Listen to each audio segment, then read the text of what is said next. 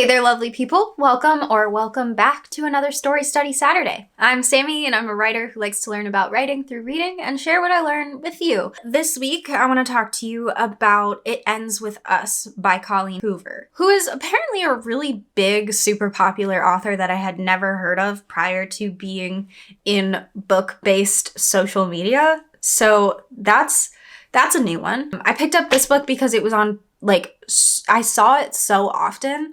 Another book that I thought about picking up was November 9, but I saw some people saying that it wasn't up to par with her normal writing, so I didn't want my first step into a big author's book repertoire to be something that a lot of people who have read a bit of her work have said that it's not quite as good as normal. So I stepped in with It Ends With Us, and I will say I had a good enough time reading it. I gave it 4 stars, so it wasn't it was a good book. I just had some qualms with it, as is typical when you go into any book not knowing what you're getting out of it. Let's get into more specifically my thoughts so I can break some things down and just talk about what this book did well. I know some people don't agree with me, but I really enjoyed that we were thrown full speed in the first page. I was 2% into the story and I was fully invested. I was 2% into the book, but I was 100% into the book in my heart. You know what I mean?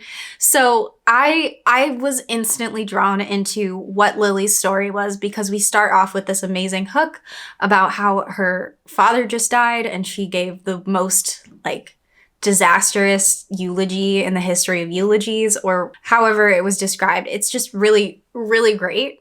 And the way that the story just throws you in, we meet 2 of the main characters right off the bat, and we are introduced to the conflict of sorts. We're teased what the conflict is right off the bat, and I really like that. It builds up an interest and a care into who these characters are, mainly Lily, the main character, because we're not thrown into what the plot of the story is going to be. We're thrown into who Lily is, which is, I think, a really, really great way to start your story. And even though it does a time jump where we're in a totally different spot, that initial scene that's kind of acting a little bit as a prologue of sorts gives us a strong insight into why we care about Lily's story. And that's what you need in your hook. It's why should readers continue reading this? And she nailed it. I knew why. I was reading it because I wanted to see Lily succeed. I really liked her character. I thought she was interesting, and that is where I needed to be. I also think that this story has a very strong emotional thread through it, where we're following all of Lily's decisions and all of the choices that she makes by what causes her to make that decision. We know every reason behind what she's doing. We know what emotional trigger caused her to believe one thing over the other and stuff like that. And knowing that kind of stuff makes you feel like you're closer to the character. So by doing that, even though, yes, I was already very interested in Lily from the first chapter, throughout the rest of the book, I continued to be interested and connected and empathetic to what she was going through, because I knew every emotional feeling and thought and what emotions her thoughts were coming from and stuff like that the whole time. I really felt like I was within Lily's head. I also enjoyed the passive love triangle, because it's not your normal love triangle. It's hey, there's this thing that happened in the past, and then you're just juxtaposing it with the present in a way that made you have questions why we were juxtaposing it until they were answered, which is a great moment and a great way that the story does that. It's an amazing use of juxtaposition, 100%. So what do I think could be improved? I think that the story needed a little bit more genuine chemistry, because there's a lot of chemistry that's there, but it feels forced at times, especially at the beginning, because we don't have enough going on that gives us any reason to believe it. It's something that I talked about in my romance video from last week for my Writing Tip Tuesday, because it's so aggressive real fast. There's a moment where Ryle, the love interest, who's got a weird name, shows up and he's begging her to sleep with him.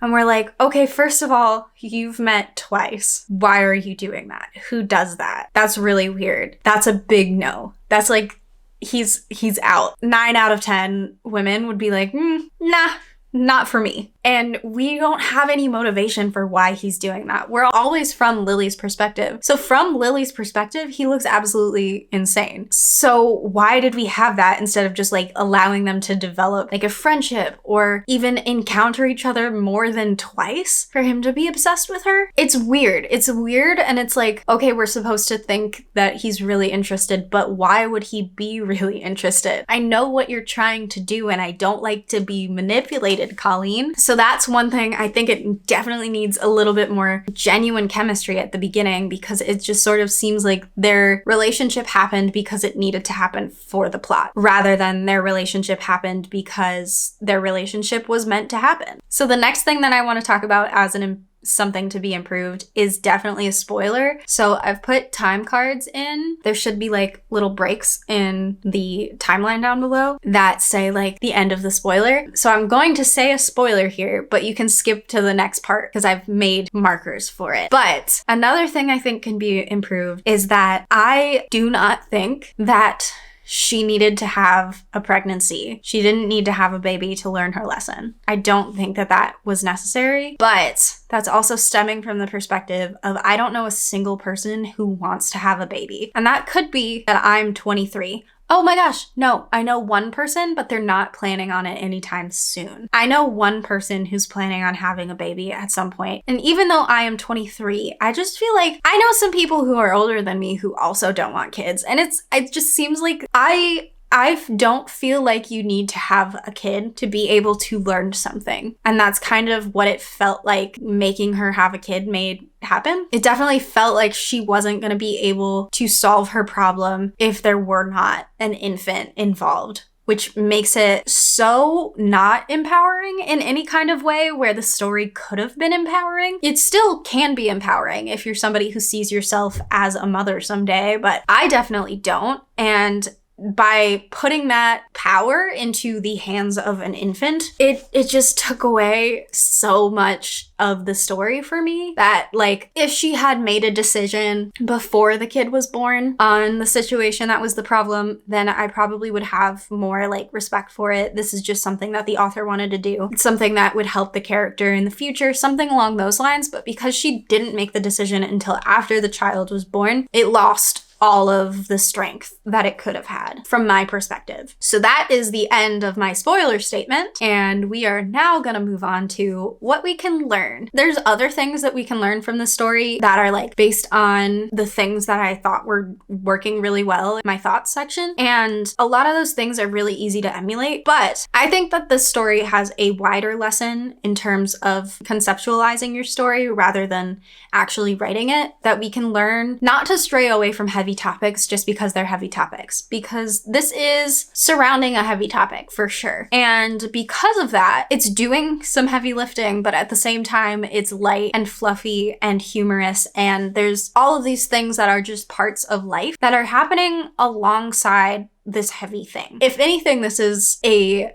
example of not shying away from something just because it's not what you would do in public, you know? It's not something that you would talk about to somebody at a coffee shop where there's people who can hear you. It's not something that would be said out loud. It's the part of life that's like messy and hard to predict. And it's the kind of thing that people do need the support of in fictional characters going through similar situations to them.